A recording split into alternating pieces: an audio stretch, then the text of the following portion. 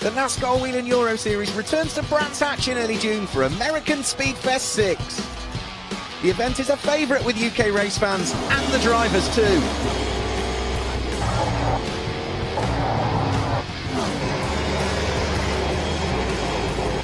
Thousands of fans flock to see their heroes and secure NASCAR Whelen Euro Series racing.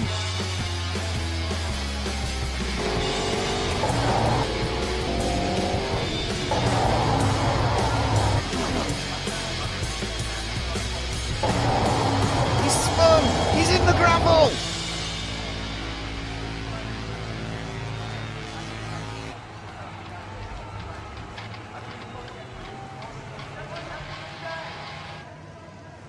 Well, welcome back to Brands Hatch for the third weekend of racing in the 2018 NASCAR Whelen Euro Series. We've got one more race to come, and that is for the Elite 2 division, which will be our final race of the weekend. We've had a great weekend of racing here at Brands Hatch in the UK, and well, we had two races yesterday, one for the Elite 1 division and one for the Elite 2 division. So let's look back at some of the highlights from yesterday's racing.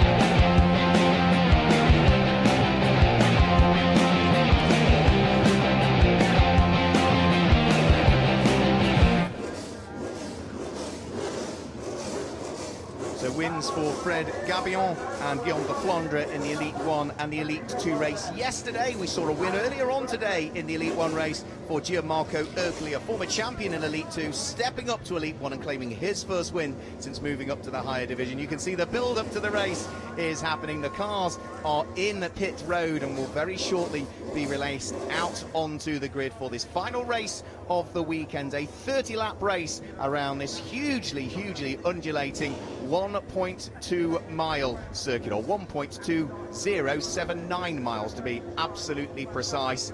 And well, there's only 5 turns over the course of the circuit here at Brands Hatch, the Indy circuit that we are on, so named from the visit of the Indy cars here some years ago, but it's been the home of the NASCAR Whelen Euro Series for the UK round for several years now, and it's American Speed Fest 6 that we are here for. And you can see that all of the cars there in the very busy Brands Hatch pit lane poking their noses out of the garage. We are blessed and have been all weekend with beautiful weather here in the UK. There's a slightly bigger breeze today than there was, and that breeze is a head wind that the cars will be heading into as they come down the start-finish line and up towards turn 1 here at Brands Hatch, which is named as Paddock Hill Bend.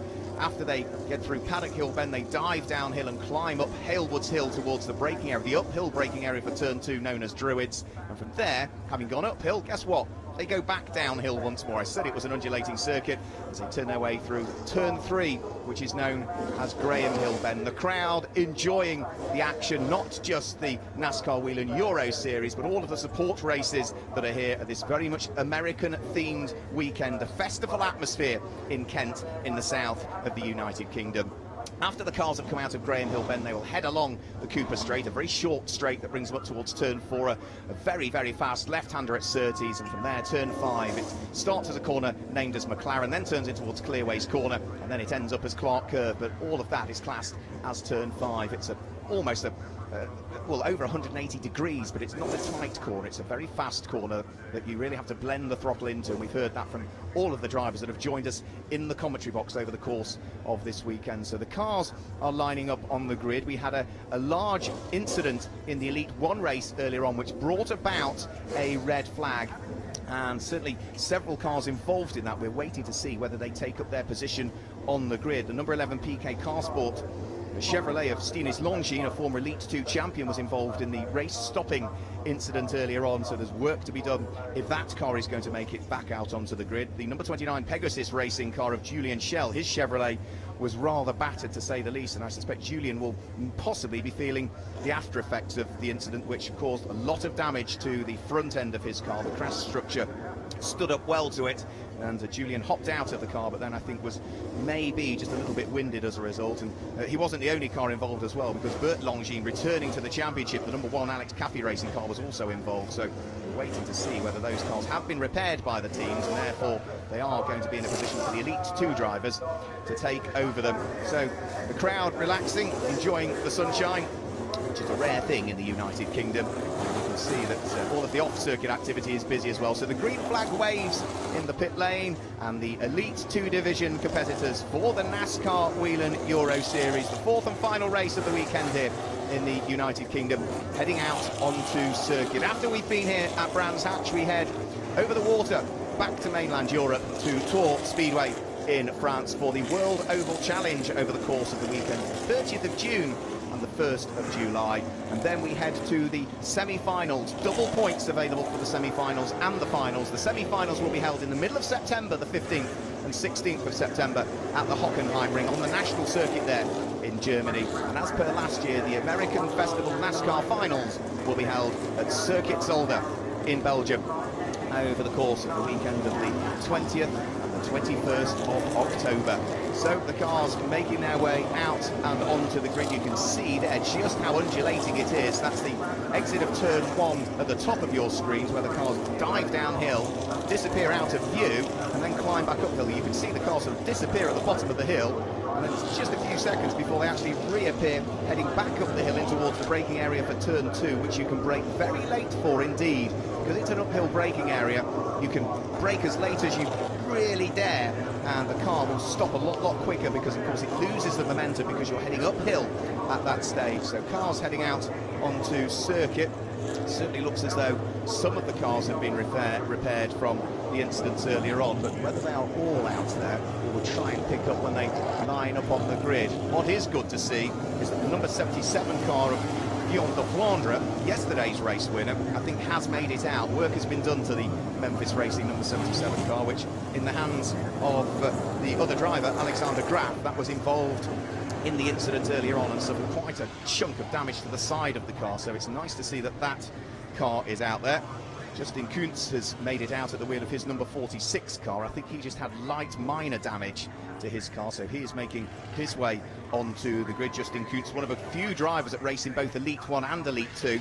This is the black number 46 Racing Total entered car that you can see there just lining up on the grid, and just keeping an eye towards, there is a gap I can see through my commentary box window at the front of the grid, which I'm hoping is going to be filled by a car that's maybe just a little bit later out of the pit lane, because Felipe Rebello is not there currently. So that's the car that will start from pole position. That is Guillaume Dumouriez at the wheel of his PK Car Sport Chevrolet. He will start from pole position. There's a gap alongside where we should have Felipe Rebello, but that car is not there currently on the grid. I'm keeping my eye out as he's going to work his way through the traffic. And row number 2 of the grid is where we will see the number 32 car of Florian Venturi that will line up against this car here. Because Florian Venturi is also not on the grid at the moment. He's hopefully working his way through the traffic. That is the rather hastily repaired number 77 car of Guillaume de Flandre, who was yesterday's race winner, Guillaume de Flandre. And that is going to be, for him, his second ever NASCAR Whelen Euro Series win, and the first for Memphis Racing, a new team for this year. There is the number 32 car. So Florian Venturi has picked his way through the traffic, so he is taking, as you can see on your screens there, his position up on the front second row of the grid. Just concerned as to where the outside of the front row is at the moment. Felipe Rebello, has he made it out? I suspect not, because that's the car that, in the hands of Stinis Longines, was involved in the red flag and race-stopping incident earlier on today. So Guillaume Dunry there on the grid, a gap on the outside of the front row of the grid where Felipe Rebello isn't at the moment. Row 2 of the grid, Florian Venturi and Guillaume de Flandre are there. And row 3 of the grid, as we look back at the crowds, is where we see the light blue car of Freddie Nordstrom, a driver who's competed regularly in the NASCAR Whelen Euro Series over the last few years, but this is his first outing of 2018. The number 33 Mishu Motors prepared car sits alongside the yellow car with the green flashes to it, number 56, which is Mattia Breza, his Cal Racing Chevrolet. Row 4 of the grid is number 37, the white car with the light blue flashes, the Ford in the hands of Wilfried Busenna, and alongside him is number 3, that's the white and black number 3 car, the Toyota from RDV Competition, and that is the car in the hands of Ulysse Delso. The 5th row of the grid is where we will see number 10, Marco Stiep, and alongside him is number 2, Kenko Miura, a rookie to the championship, but we saw him on the podium in the Elite 1 race. He's another driver that splits his time between Elite 1 and Elite 2. And then the 6th row of the grid, just to give you that, number 73, Paul Guillaume, will line up alongside the driver from Luxembourg, another Cal Racing car, another Chevy. Number 44 is Gilles Linster. So that gives you the first 6 rows of the grid, and as the cars line up on the grid, I am delighted to say that joining me in the commentary box for this one is an absolute legend when it comes to NASCAR. He is the 2000 Monster Energy NASCAR champion who made his debut in the NASCAR Whelen Euro Series here 12 months ago at Brands Hatch. He's had a busy weekend driving the car. He's had an even busier weekend with the thousands and thousands of fans that have wanted to meet him as well. And it's great to see you here, Bobby Labonte, who's come to join us in the commentary box. Bobby, it's a warm commentary box, but very welcome. Great to see you. Glad to be here. Look at the photo I have with all the people. See there? Glad to be here, and looking forward to watching this race. It's a circuit. It's the only circuit that you'll be coming to this year where you've had previous experience, because last year it was a one-off at Brands Hatch. This year you're doing the full season with us. Yeah. So last year's was a one race only. And then over the winter time, we were able to come back and run all the races, so to help spread the word of NASCAR racing in the U.S., in NASCAR European racing in the U.S. And so hopefully we're able to do that. And we've had a eventful day. We ended up with a clutch problem in the second race, running about 10th. So anyway, yeah, so we enjoy it over here. We enjoy the competition of the NASCAR Whelen Euro Series because the competitors are tough. So it's fun to watch and fun to see. Obviously, with all of your huge amount of experience, what is 726 starts in the main series of NASCAR, and numerous wins and that championship along the way. The cars are different, but NASCAR over in the US is so ingrained and has so much history, whereas in Europe it's very much in its infancy. What sort of are the main comparisons that have been obvious to you since you joined us? I mean, there's a lot. I mean, you know, I know that it's exciting to see this type of car here, but at the same time, I mean, there's limited things you can work on. There is less horsepower. The cars don't drive as good as what our cars do, but I think it's a smart racing series for NASCAR, and it's a place that you can go from you know, this level to the next level to the next level. And I think this is a great stepping stone for people that want to go to the U.S. Drivers, in the NASCAR start series. your There is a big difference in the cars, and but that's okay. I mean, I think they should be a little bit different. They can't be the same. So and it's fun. The competition is great. The cars are hard to drive, which is good to teach people how to drive these type of race cars. It should help them as time goes on. Well, the Grand Marshal has just uttered those infamous words, gentlemen, start your engines. So the engines fire up on the cars on the grid. Say there will be that gap on the front row of the grid. It's hugely unfortunate that PK Car Sports have not been able to repair the number 11 car that was involved in the incident with Stinis Longines earlier on. And, well, it does mean that Felipe Rebello, who was hoping for good things here, Felipe, having finished second in yesterday's race, he took a win and a second place at Franciacorta, so he came into this weekend, the Brazilian driver, lying what would be fifth in the championship standings, so he's not even going to get on the grid for this one, and that is very much going to hamper his championship aspirations. So you've had the opportunity to have a look around, and the questions are coming in. Please ask Bobby Labonte questions. Get on social media, get on Twitter, get on Facebook. And the question is, do they run the same tyres in Elite 1 as Elite 2, Bobby? That's a great question. I'm not 100% sure. I think they do. They do. You get 4 for the weekend. Yeah, I think you get 4. When you start Saturday morning, you get 4 new tires. Yep. And then you qualify, and then you race Elite 2 races, Elite 1 race, Elite 2 race. So I think it's the same set of tires for the whole weekend. It is, and the reason you don't know that is because, of course, your car, you're the only driver. Yeah, So your tyres don't do as much work or as many heat cycles as some of the others. But I don't get 4 tires like they do in practice. Sometimes I only get 2, or I could get none. So it's a little bit different when you don't have an Elite 2 driver. But so like this weekend, we only got 2 new tires instead of 4 new tires. Of course, the other enormous difference that we have with the NASCAR Whelen Euro Series is a shorter calendar. The races are shorter, and all bar one of them is on a road course.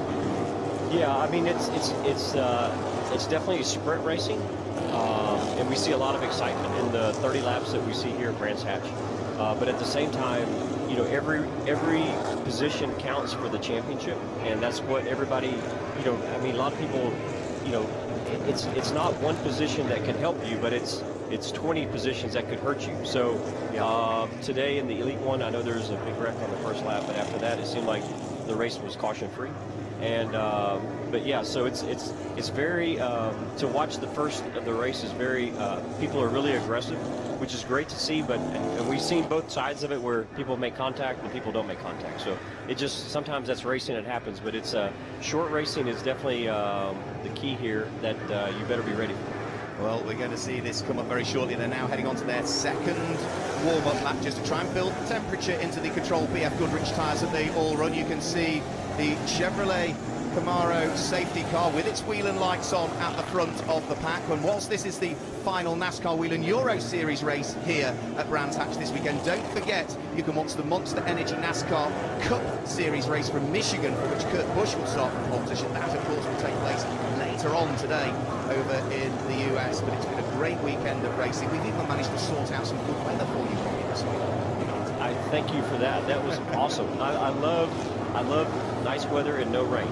That's good, because I've never driven in the rain with these cars, so I don't think I want to try. Well, we've managed to at least put that off for this weekend at least. Let's hope that it remains there when we head to France, to Germany and to Zolder in Belgium for the final 3 race meetings of the year. So the call is now being made from race control to get themselves into 2x2 order. The instructions that were given were very clear indeed, word for word. It says during races, cars about to be lapped must stop racing between each other. It also states that drivers at the beginning of the race must stay in 2 single files, constant speed, nose to tail, door to door with the car next to them, and must maintain that position and stay in their file until they have crossed the start-finish line.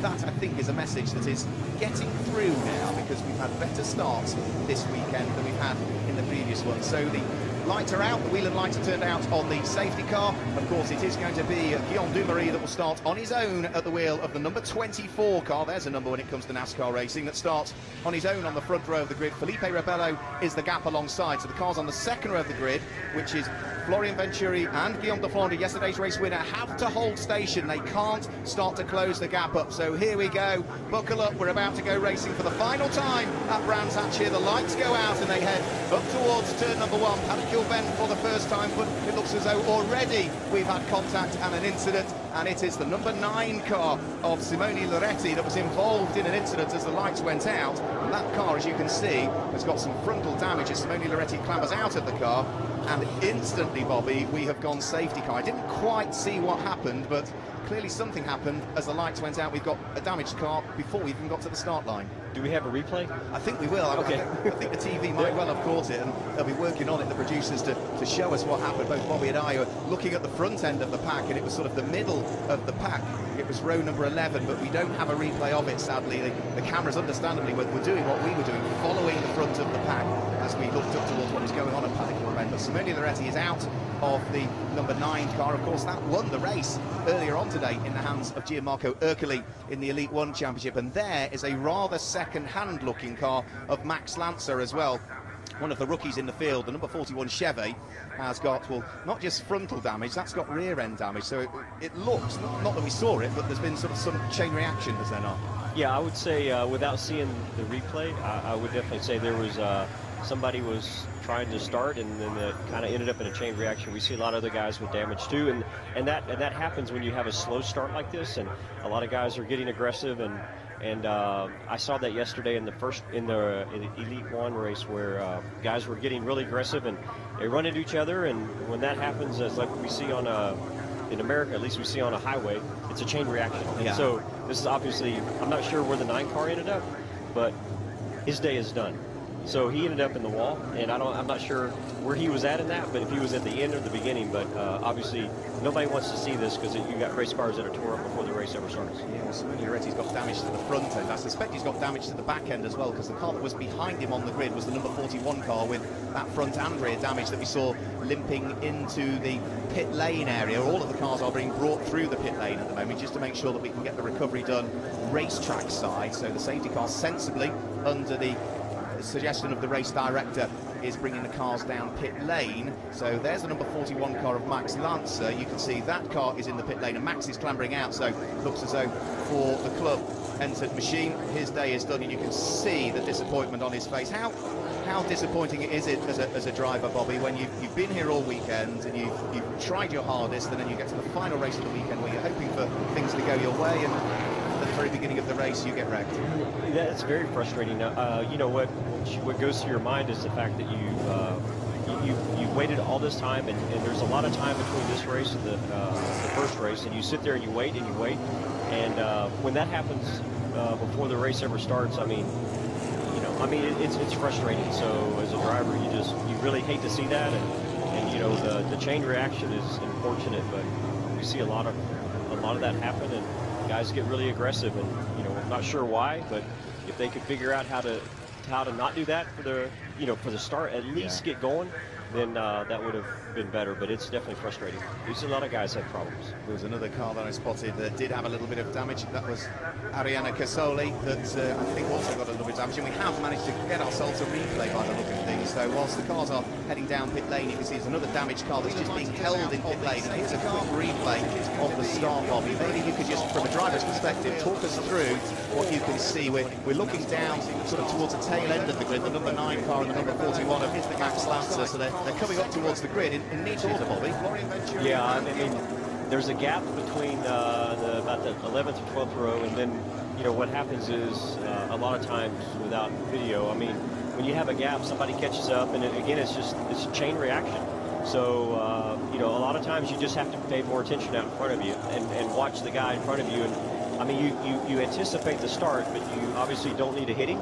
And, you know, from what we could tell by the start of that, there was a gap that was brought about by about row 10, and those guys trying to close the gap, and then something happened, and the guys behind him probably, you know, were just a little bit late on getting on the brakes. Yeah, apologies, we lost the replay there. The team are working on it. If we can get it back to you, of course we will. We'll try and get that replay if at all we can. So apologies that we lost pictures there just as we were about to try and get an idea as to what has happened. So still under full course caution here at Brands Hatch. The cars are making their way for the 3rd time down towards the end of the lap. They'll have to feed their way back through the pit lane because we haven't as yet got the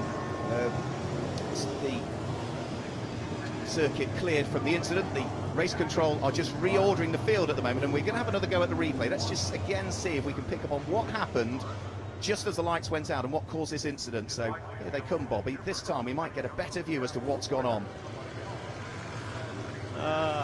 Yeah, I mean, again, these are slow starts, and you know, the gap, yeah, I mean, from what I could tell, it just looked like guys took off and tried to go faster than the guys in front of them and caused a big wreck. And unfortunately for the 9 car and the 41, but you know, sometimes you know, when the pace is slow to start with, it creates more of that. It's almost like I wish they had a little bit faster pace at the start, because that doesn't create quite so cars jammed up like that. But you know, I kind of wish they would almost red flag it, or have red flagged it. That way we could, you know, wait for instead of riding around under caution, wasting laps. But anyway, that's they've got 3 laps in, and hopefully on the restart they won't have the same problem. Well, at least the replays allowed me to identify the cars that were involved. It certainly looked as though it was Simone Loretti that was tagged in the back by the number 41 car of Max Lancer. That was subsequently then hit by the number 50 car of Dietrich Siersen's Ford, and Ariana Casoli, who was the next car behind on that row of the grid, which was the right-hand side of the grid, also then had to sort of swerve to avoid. So it's the cars in 21st, 23rd, 25th and 27th on the grid that were all managed to get involved. So they're still reordering at this stage. It looks as though we are going back to the original starting order, and that, I suppose, is the same philosophy as we would use in NASCAR in the US. Yeah, it really is. So you have to have a restart, and I will have to say I've never seen a restart in the NASCAR series with one car up front and two cars in the second row, like the 11 car that didn't start. You would always just roll up front. So I'm not sure if that created a little bit of confusion, but it just doesn't seem right. But a complete restart here, hopefully guys will see what happened last time and won't do the same thing. Yeah, so the cars are now, 4 laps are completed, so they head down pit lane still, ready to start their 5th lap of the race. The number 9 car of Simone Loretti, the Ford driver who runs in the Legend Trophy, has now been removed from where it came to rest up against the pit wall, so hopefully we should, before too much longer, get the nod from the race director that we can start to look forward to going green. Once the reordering has happened, of course, we can then get the cars as they come out of turn number 3. That's when the instruction will be given by the race director for them to get themselves back into 2 files of cars ready for this side-by-side restart. That I don't think is going to happen on this lap. We can see the Whelen lights are still on, and the reason for that is that the car of Simone Loretti, whilst it's no longer where it came to rest against the pit wall, it's on the back of that vehicle there, the recovery unit, which is just turning its way through turn 4 now, which is the sweeping left-hand corner at Surtees. And as we heard earlier on from Maxime Pampel, that part of the circuit, the sweeping turn 4 at Surtees, which brings them up towards turn number 5, is a very technical part of the circuit. Only 5 turns, Bobby, on this circuit, but certainly through that sweeping left-hander and the right-hander at turns 4 and 5, it's a very enjoyable part of the circuit if you get it right, but it's very technical. Yeah, I mean, there's not many corners here, but at the same time, I mean, that's probably the hardest part of the racetrack, I think, because you have a fast left and a fast right followed by a slow right. So it's very technical. It's like the chicane at home, and so you see a lot of guys use brake, and you see a lot of guys don't use brake. So it's a very, you can do different things, and that's probably one of the corners that is not so vanilla. Like we see a left-hander here, a right-hander there, and so that's a tricky corner, and you can make up a lot of time, or you can lose a lot of time. And I suppose it's one of those that once you've gone through the left, and you start to turn right, the car's loaded up, and you're trying to brake at the same time to get it turned into the slightly tighter right-hand element. Yeah, that's where you're in 3rd gear, and it's a fast corner, but then you have to go to 2nd.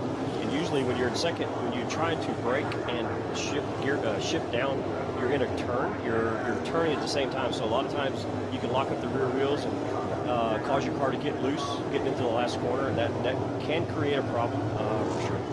So the lights remain on the safety car currently, which means we're not going to be going green this time through. We're on lap 6 of the 30 at the moment, which is we've not had a full lap under green as yet, so the field I think is almost reordered now. Back to, of course, as we said, that original starting order. So Guillaume Dumouriez at the wheel of the number 24 PK Car Sport Chevy is just the first of those cars. There he is, behind the safety car. So he claimed a win last time out when we were at Franciacorta. That was his first win in the NASCAR Whelen Euro Series. He was a very, very happy chap after that win in Italy.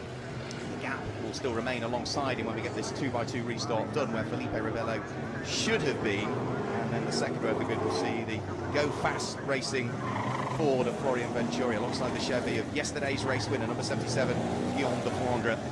So they're still weaving from side to side, trying to keep the temperature in the control BF Goodrich tyres as they run. And another quick question, Bobby, 400 brake horsepower in these cars.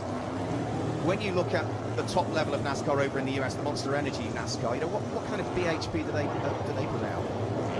I think nowadays they're probably 800 horsepower. So almost double. Yeah, I'd say, and maybe even more than that. I haven't heard probably in the past 2 years, but I know that NASCAR's, I think they've kind of made the throttle body a little bit smaller, so they've reduced a little bit of power. But at one time, we were over 950 horsepower. So definitely a lot limited horsepower here, and a lot more in the States. But for the tire that they have and the speeds that they need to run, this is probably a good combination. And I know when you've been doing your television work over in the US, I saw a tweet from you when you had your first race at Circuit Ricardo Tormo in Valencia, where you were side by side with the British driver Alex Sedgwick through 5 or 6 corners. You were saying, and we're so pleased, very positive things about the racing that we have here in the European NASCAR series. Yeah, I mean, and that race in particular with Alex, I mean, we ran side by side for like 5 or 6 corners, and that's what I think you want to see. You want to see side by side racing, and we didn't make a contact at all, and we didn't touch each other, and that was a little bit wider racetrack, so it's a little bit easier to do that. This is more like a short track, so it's a little bit harder to see, but to see that happen. But at the same time, I think that that's what makes these cars so exciting, is that you can, if you do lean on somebody, you don't actually, you don't tear them up. So like an open wheel car. So that was good, and I think that's what this series promotes, is good side-by-side racing. Really pure NASCAR racing, which we see in the States. Absolutely, we love NASCAR racing. It is pure racing, as you say. Lots of you are asking about where the cars come from. The answer to that is they are NASCAR stock cars. It's the same concept, but slightly different, to adapt them for running on what are largely in Europe, mostly road courses. So that's the answer to where the cars come from. The safety car has now, by the look of things, extinguished its wheel and lights, I believe. So it does look as though we are going back to potentially getting, really for the first time, this race underway, because we are now on lap number 8. They have all been under caution at this stage, and it now looks, whilst they are in the original grid order, it does look as though at the moment we are side by side, are we not, for the front row. So Guillaume Dumouriez will now have company on that front row of the grid, Bobby, by the look of things. Yeah, again, I saw that earlier, and I'm not sure if that's in the States. I wouldn't have seen that in the NASCAR series, but hopefully we'll have a good start here. We won't have what we did last time, and they can get to racing, and we can have a good race. Hopefully at this point in time, they've already run 8 laps, and we haven't run a lap yet. Yeah, absolutely. Yeah, so here we go. We are going to be side by side for the front row of the grid this time. It does look as though the gap is being filled by Florian Venturi, who will start therefore in the outside position, and as the lights go out, we get the race underway for the second time. In reality, they charge their way up towards turn 1, Paddock Hill Bend, and it is the number 24 car of Guillaume Dumouriez that leads the race. Florian Venturi is there in second position at this stage, and we have number 32 Go Fast Racing Ford slotting himself through into third position. It's yesterday's race winner Guillaume de Flandre who has hung on to third place. We're side by side for 4th and 5th, and it looks as though it's just about the Mitsubishi Motors light blue car in the hands of Freddie Nordstrom, the Anglo-Swiss, who makes a little bit of contact with Mattia Dresa as they come out of turn number 3 and charge their way down the straight. It looks as though that was largely neat and tidy, just that little bit of contact, but as they say, Bobby, rubbing is racing, and both of them got away with that. Yeah, obviously a clean start, and there was not a problem. What I saw was some good racing into turn 2, and there everybody's single file, a couple guys racing towards the back, but at least now they can get into the race and figure out what they have for their race car and try to pass the car in front of them if they can. So here they come, that period behind the safety car, with it being a reasonably long safety car period, at least would have saved a little bit of life into the tyres, which these BF Goodrich tyres are a very good tyre, but by the end of a race weekend, they've done a lot of racing. You're limited to, if you share the car through Elite 1 and Elite 2, just 4 over the course of the weekend, and at least that safety car period saves a bit of life in the tyres as they head down the Cooper Straight for what is already the 10th time of asking. Guillaume Dumouriez leading the race. The rest of the fights at the moment is just a little bit further down through the order. Number 33 car in 4th place, and Freddie Nordstrom still under pressure from the Chevy that sits behind him. Number 56, the Cal Racing Chevy, in the hands of Mattia Dresa, as the leaders come over the start-finish line. And by the look of things, further down through the order, the number 44 car in the hands of the man from Luxembourg, Gilles Minster, is having a good run as well. He's sitting behind Wilfried Busenna as they fight for what I think will be 5th and 6th position. The leaders up towards Druids. You could see under braking there, Bobby, Guillaume Dumouriez's car really moving around. Yeah, I mean, that's a tough corner. I mean, usually, when you're braking up the hill and trying to turn right, at the same time you've got a lot of front brake in it. But when you release the brake, a lot of times the rear brake comes into effect, and It can get your car loose there, but that is a tricky corner, and to be under brake, a lot of brake at the same time as you're rising over the top of a hill gets a little tricky. Florian Venturi nearly got up the inside of Guillaume Dumery, and he's going to have another go here as they head round through the final part of turn number 5. Can't quite make it. He finished third in the race yesterday. He was third in 2 races that we had at Valencia, and well, maybe he can smell his first victory in the NASCAR Whelen Euro Series. A wide line in towards what is turn number 1. Tries to see if he can cut back on the exit, but it's very, very difficult. And again, now you can see that the rest of the cars behind are beginning to catch up. We've now got 5 for the lead. Yeah, and that's what you see with the 24 car. He might be struggling a little bit right now, and everybody's catching up to him. So he's got to really pay attention to each corner he runs to not make a mistake, because it won't take long. And once one gets by, I think more than one will get by. So he'll have to really pay attention to what he's doing. Absolutely, yeah. Once the door is open, everybody's going to try and get the opportunity. We've got somebody off and into the gravel trap, and unfortunately, that's the driver that's making his debut this weekend. That's the number 99 car of Advit Yoda that's gone off, the Indian driver. That is up at turn number 2, I believe, where he has gone off. That should be covered by just localised yellows, hopefully, currently, as the leading 5 cars head round through turn number 1. They are now on lap number 13. The Chevrolet of Guillaume Dumery, number 24, still leads to 32 of Florian Venturi, who had a quick look up the inside, but I suspect he maybe then spotted the localised yellows there and knew, under the localised yellows, that he couldn't just overtake. And on a circuit where you've not got many overtaking opportunities, when you've got a localised yellow, that makes it even more difficult, Bobby. Yeah, it really does, and hopefully they'll get that car away from the area where they can go back to a green there. But definitely the 24 is struggling a little bit, and you can see that he's fighting with that car, and for him to keep these guys at bay, it's going to be hard. They're really on him pretty tight, and you could tell that his car is just not handling like he'd want it to.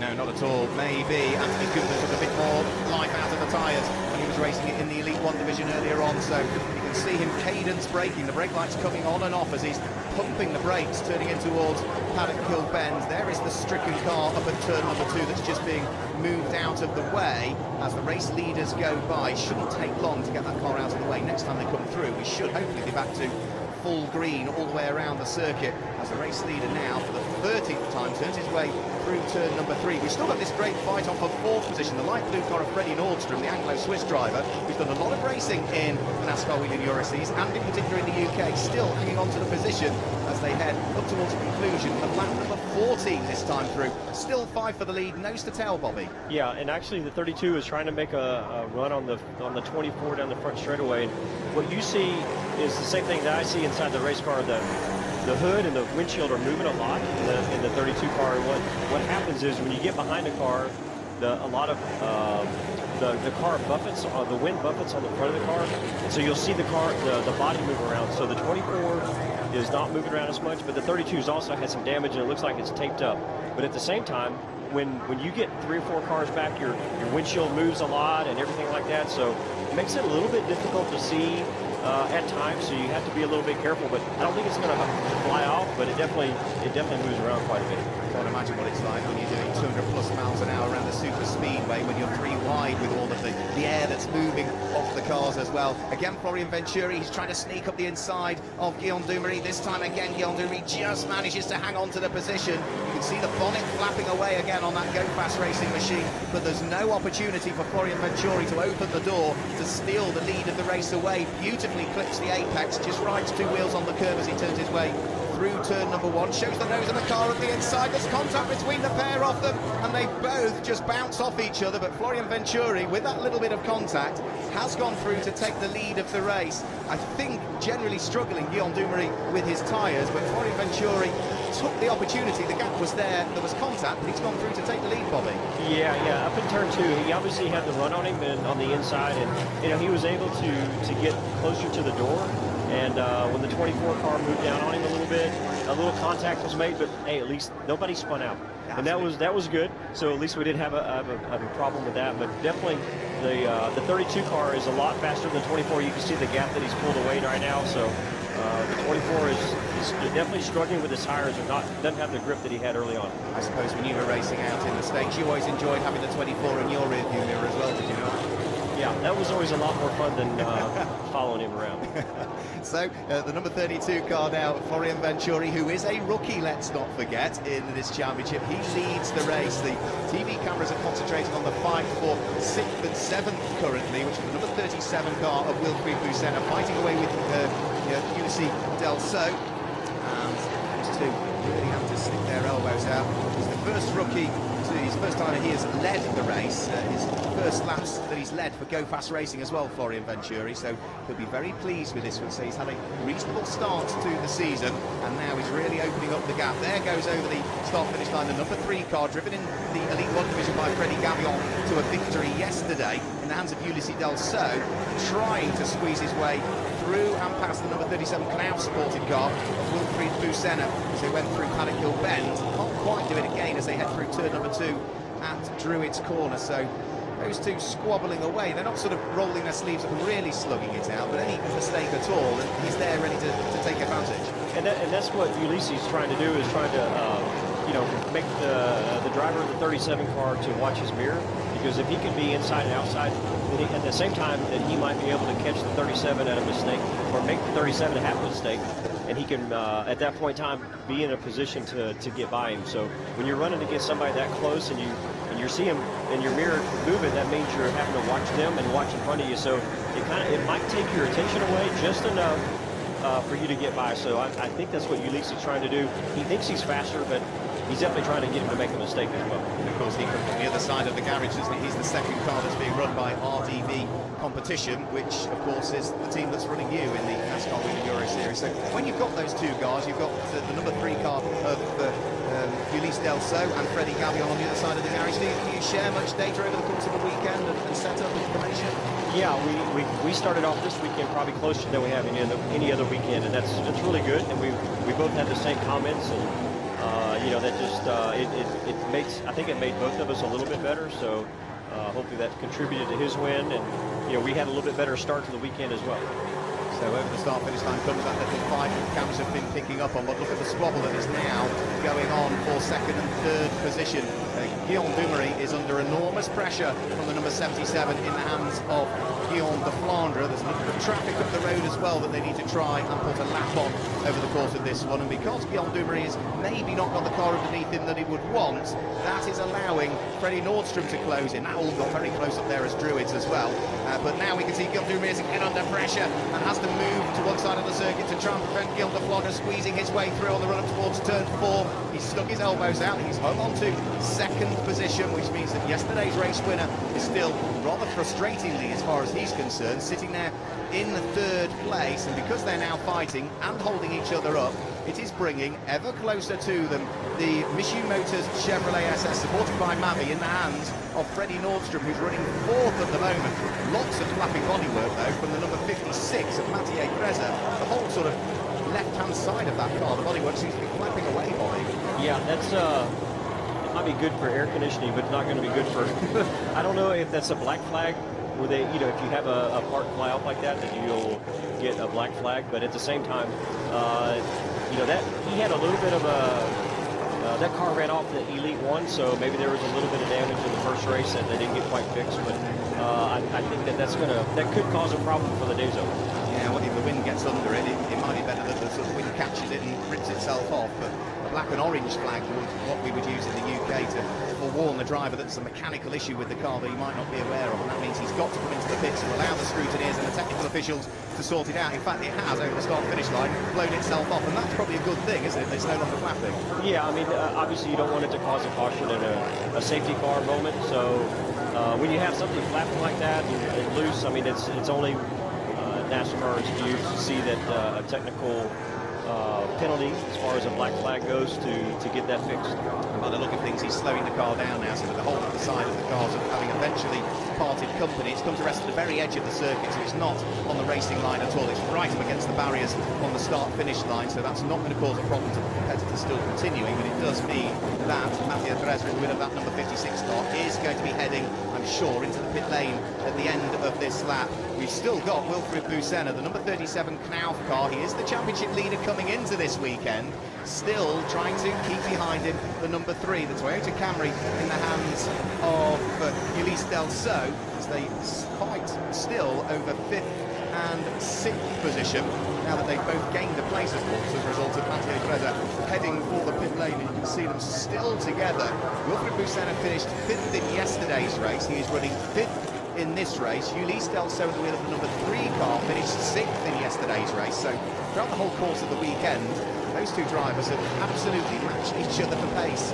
As we now look back towards the fight that's still going on for 2nd and 3rd place, I've got to say, Guillaume Dumouriez, he might not have the fastest car out there, but he's doing beautifully well to hang on to 2nd. Yeah, he is. I mean, so earlier on when the 32 got by him, I mean, he really had to buckle down and figure out how to make very smooth laps without making mistakes, because he could have lost more than one position, but so far he's only been able to lose, he's only had to lose one, and he's staying with it. And so, you know, that's pretty impressive that he's kind of calmed down and maybe not overdrove the corners and made the tires slip too much. So, you know, a lot of credit goes to him. Even though the leader has pulled away by quite a bit, he's able to hold off the 77, which is, I think, is really impressive at this point in time. I agree, I absolutely agree. And the reason the leader has pulled away ever more is because on the last lap that we had, Florian Venturi, the race leader, who's now 4.5 seconds up the road from pair fighting over 2nd and 3rd, posted the fastest lap of the race we've seen so far. A 49.698 second lap is the fastest lap that we've seen so far. You don't get any more championship points for it, but you do get bragging rights.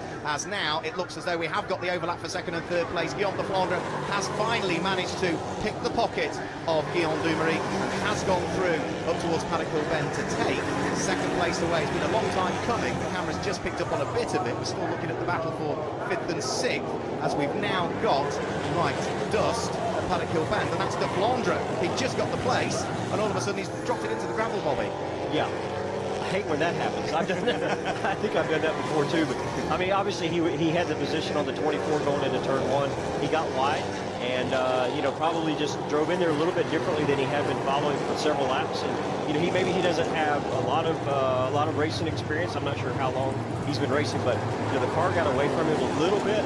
And that's just how close these guys race, is the fact that, you know, he was able to catch and pass the 24 car, but, you know, one little mistake, and you can see it really makes a difference in his lap time and, you know, where his position's at right now. Yeah, so Guillaume de Flandre, he took his first win at the finals at Zolder last year. He claimed his 2nd win in his NASCAR Whelen Euro Series career yesterday here at Brands Hatch, with that small mistake loses him 2 places. As you can see on the left of your screens there, he drops from his newly acquired 2nd place back down to 4th, and all of that hard work has been undone. And it also looks as though there's just a tiny bit of cosmetic damage to the front left corner of the car. That shouldn't affect it, should it? It might not, but at the same time, I think he's probably lost a little bit of momentum, and you know, his tires have probably got a little gravel on them that when he ran off, and maybe have some rubber buildup that it might take a couple laps to clear off. But obviously he's struggling more now than he was before he lost those 3 spots. And you know, if he can get it cleaned off good enough, maybe he can do that. So it looks as though, with our race leader now pulling away all of the time, Guillaume Dumouriez is still sitting there in 2nd position. He's under pressure now, though, from Freddie Nordstrom. So the number 33 Vichy Motors car of Freddie Nordstrom has clambered up to 3rd place as a result of the problems that have occurred for everybody else. We're now on lap number 27 at this stage. Florian Venturi leads by a fair handsome few seconds now between himself and the number 24 car of Guillaume Dumouriez, who still sits there in 2nd position, but he's still having to soak up the pressure from the light blue car of Freddie Nordstrom. There's a couple of car lengths between the pair of them as they head round through turn number 5. The best of the fights now is off by the look of things. We've lost the number 27 car that's gone off. Hopefully that will not bring about a caution. That is Pierluigi Veronesi that has gone off the circuit somewhere. We briefly saw his car, but the best of the fights is still between Wilfried Busenna and co, that all sit there squabbling over what will be 4th, 5th and 6th place. And we've also lost, by the look of things, that's Paul Guillaume, who has rotated his car. I'm guessing that's at turn number 5, and that is not that far away from the edge of the gravel. I think, Bobby, he's trying to drag the car out of the gravel. It's being covered by localised yellows currently. Yeah, I'm not sure if that'll have a safety car or not, but obviously that is one of the tricky corners of the racetrack. He probably got in there a little too hot. And I've seen a couple of guys get off there, but hopefully it'll just be a local yellow and not have to go to a safety car. But he is pretty close to the racetrack. Look at this fight that's going on for 4th, 5th and 6th position. Wilfried Busenna, Guillaume de Flandre and Ulysse Delso all fighting away. Drive-through penalty for car number 10, you can see on your screens. That's the Chevy of Marco Steep from Racing Total, so he'll have to head down the pit lane, but he's not really going to have time to do it because we are now on lap number 30 of the 30, so he's not going to get the opportunity to do the drive-through. Still local caution up at turn number 5, so there's no overtaking there, and it certainly looks as though heading towards the checkered flag, which is going to be a win for the number 32 Go Fast Racing car. In fact, Marco Steep, he is heading to the pit lane, he's going to conduct the drive-through. Well, I wouldn't have done that. I think I'd have just stayed out. But I don't know, is this the checkered flag or the white flag? But at the same time... This should be the checkered. It should be the checkered flag, yeah. Ready on the gantry. The number 32 car heads over the start-finish line. And, well, that is... All right, now on to the final lap. Yeah. So white flag, Bobby, I apologise. Yeah, through he goes. Yeah. And, well, Florian Venturi, since taking the lead of the race, has not looked back, has he?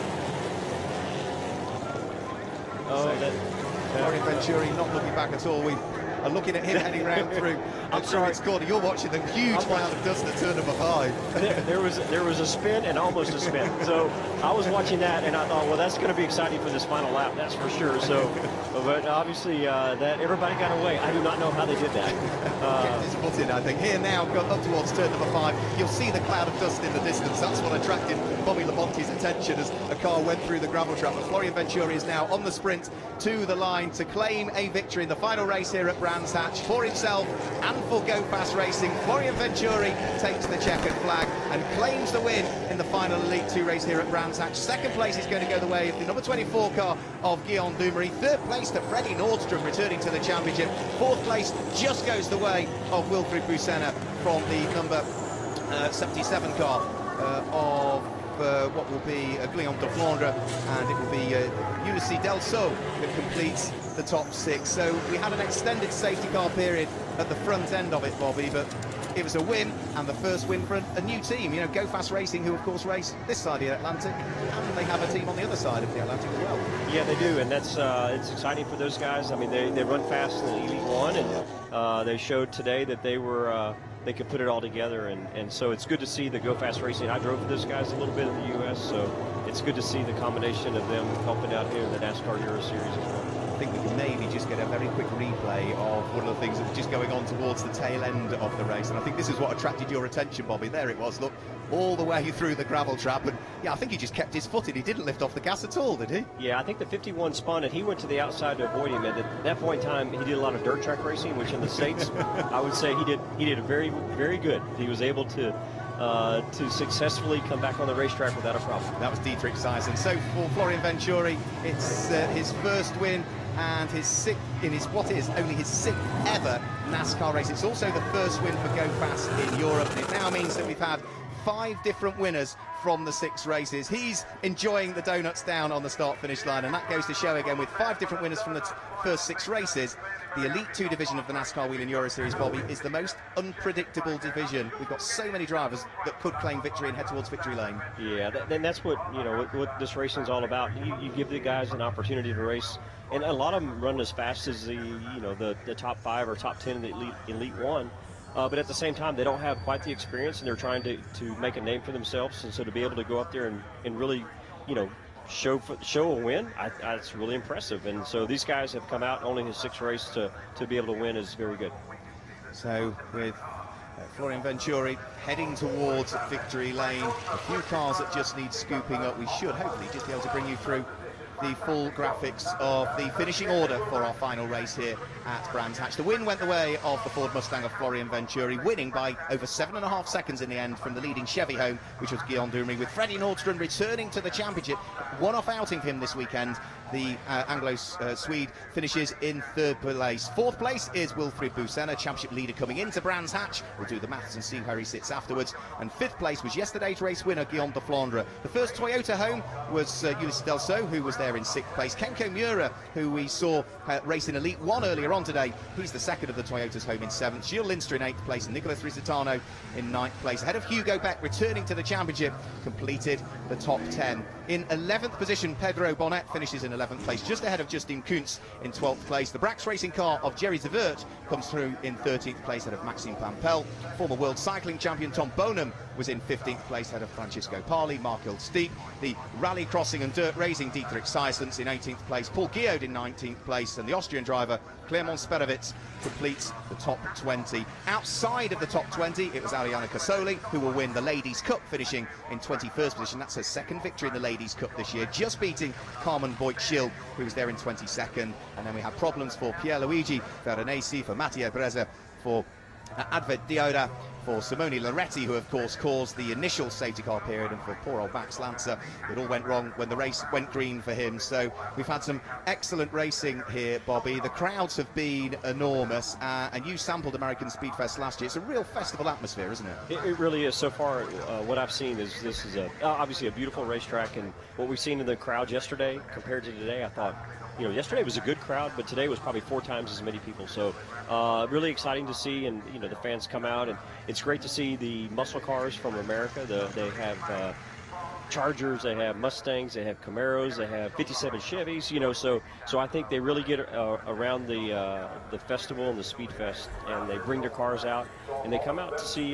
They saw some great racing, and not just the NASCAR series, but everything else that went on this weekend. There's cars in the racetrack all the time. So it's a great circuit. You can see probably 95 to 99% of the track from any seat in the grandstand. So beautiful place, and we had a couple accidents in the beginning of the Elite One race today. One accident, but it went green after that, and then obviously today it went green after the initial start. So hopefully that'll get cleaned up, and they won't have that the next time.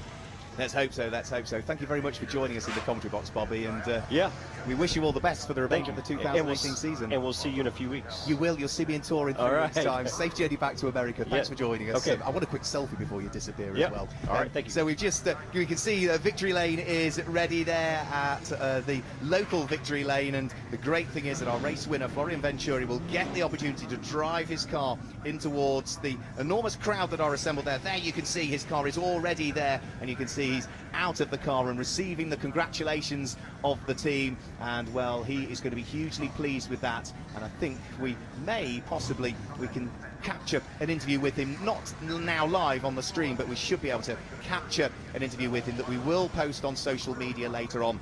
So watch out for us on Facebook and on Twitter, and you'll be able to get the reaction from Florian Venturi in probably about 40 minutes time, 45 minutes time, where we will then get all of that posted up onto social media. So that about wraps things up from Brands Hatch. We've had 2 great days of racing with the NASCAR Whelen Euro Series, round 5 and 6 of the 2018 championship season. And well, we'll do it all again in a few weekends' time when we head to Tour Speedway in France over the course of the 30th of June and the 1st of July for the next couple of rounds, rounds 7 and 8 of the championship. And that will also form part of the Oval World Challenge. So with everything done at Brands Hatch, let's look forward towards some of the action that we can see at Tour in France.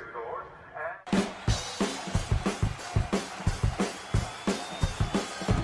NASCAR Whelen Euro Series returns to the Tour Speedway in France, 30th of June, 1st of July.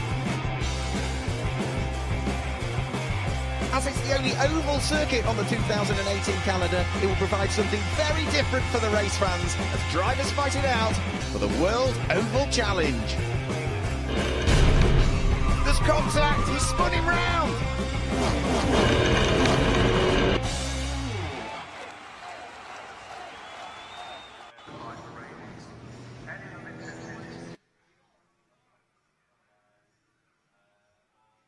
Hottest commentary box ever.